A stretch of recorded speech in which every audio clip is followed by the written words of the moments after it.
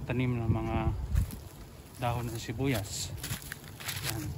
Makikita nyo kung paano ang paraan ng pagdidilig nila. Kahit na walang tao ay automatic ang kanilang ginagawang pagdidilig dito. Nagdidilig sa umaga, sa tanghali at saka sa hapon para na-maintain ang tubig ng mga halaman. Yan ay dahon ng sibuyas. Mapapansin natin, yan, para lang siyang mga damo din, pero yan ay organic, kaya wala siyang ibang chemical. Ayan, yan ang kanang paraan ng kanilang pagdidilig dito. Lahat ng klase ng gulay, ganyan ang paraan ng kanilang pagdidilig. Kaya siguradong alaga sa tubig ang bawat tinatanim nilang mga gulay. Ayun, nabasa na. May ikot siya kaya nabasa na ang ating lens. Yan po. At makikita din natin sa gabi doon ibang klaseng gulay naman. Subukan natin lapitan. Yan.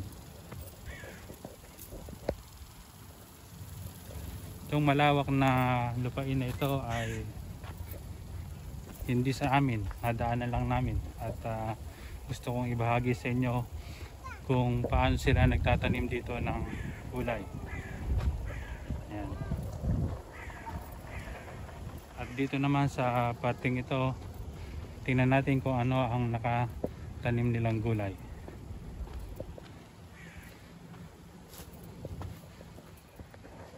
Dito sa parting ito ay ang tinatawag nilang petrosilya o spinach yata ito.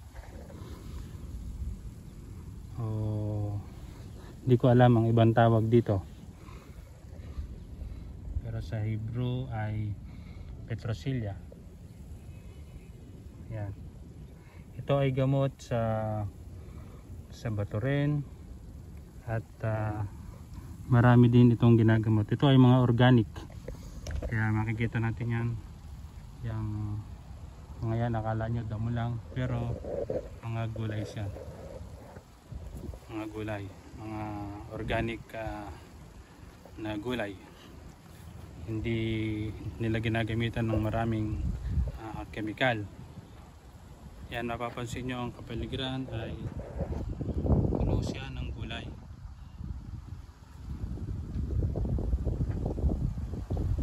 Yung bahaging yun ay wala pang tanim, at yung bahaging yun yung pinanggalingan natin kanina, yun ang dahon ng sibuyas. At ipakikita rin namin sa inyo susunod yung mga ibang klaseng gulay dito, kung paano nila itanim at paano nila i-harvest. Itong mga ito ay palagay ko na harvestan ito, dahil dito ay hindi naman nila kinukuha lahat ng tanim nila. Kapag nag-harvest na sila, minsan makalawa, yung mga natitira na yan ay pwede na nilang ipamigay.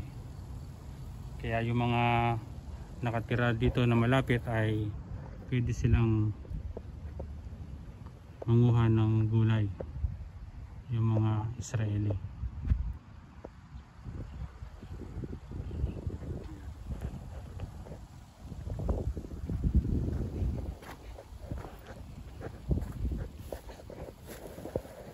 Tingnan natin yung ibang klase ng gulay o tanim, yung tinatawag nilang Chinese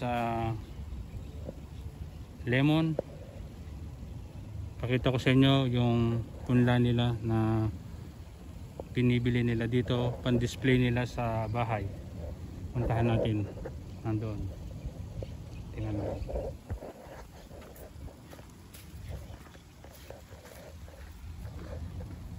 Dito ay kapag kilala ninyo o yung may-ari ng taniman ng gulay, pwedeng manghingi sa kanila para din sa Pilipinas.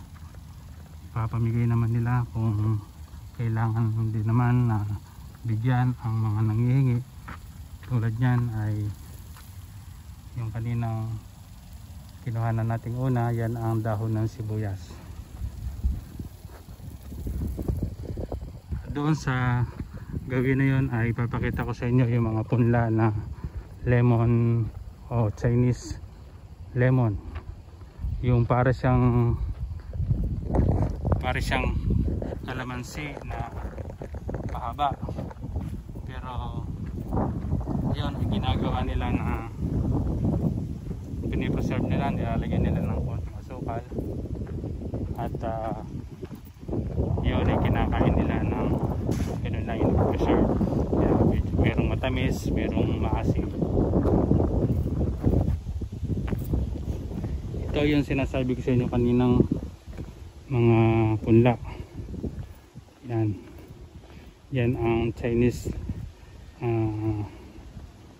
orange pala, Chinese orange, yung pahaba. Yan.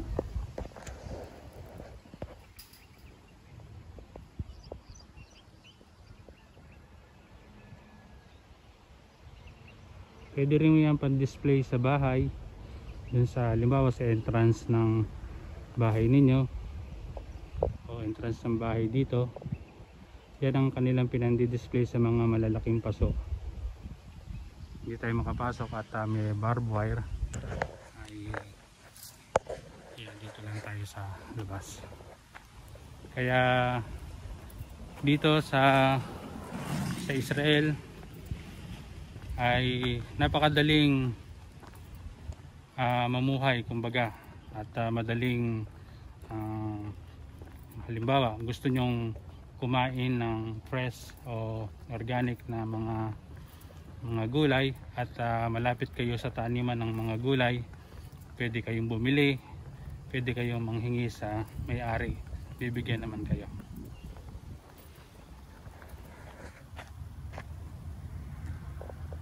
Yan yung kaninang mga gulayan na organic na dahon ng sibuyas, at kita nyo hanggang ngayon nagdidilig siya ng pusa. Yung automatic kasi yan, at meron timer sa umaga, tanghali, tulad nito anong oras na ay 1:15. Yan, 1:15 dito ngayon, katanghalian tapat, pero nagdidilig siya. Kaya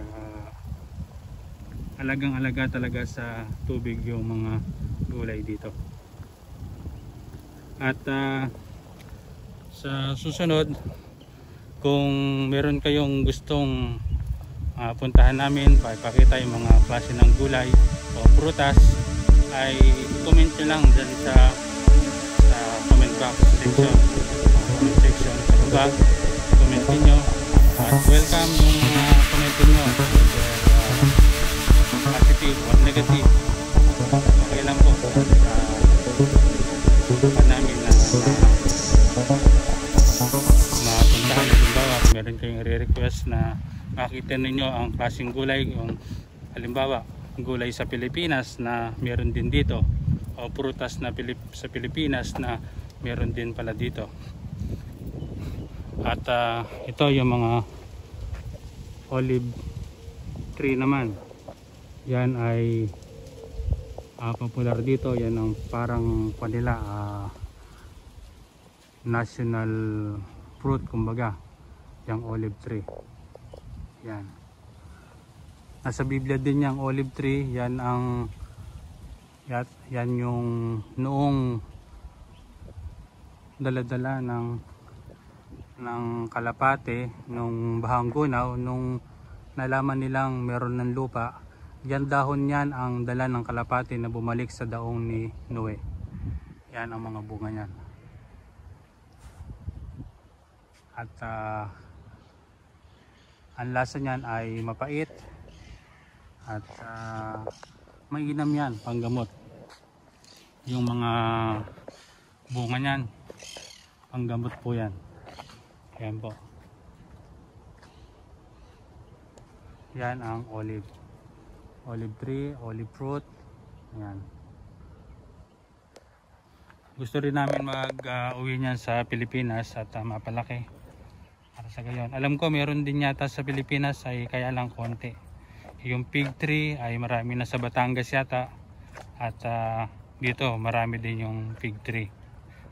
Kaya halimbawa meron kayong nais na malaman yung bang prutas dyan o gulay sa Pilipinas, meron din ba dyan sa Israel, ay susubukan po namin hanapin at subukan namin i-vlog at makita ninyo sa susunod. At salamat sa panonood ninyo, at salamat at nadadagdagan yung subscribers na dating 1, naging 2, naging 3, 4, 5 at ngayon marami na po.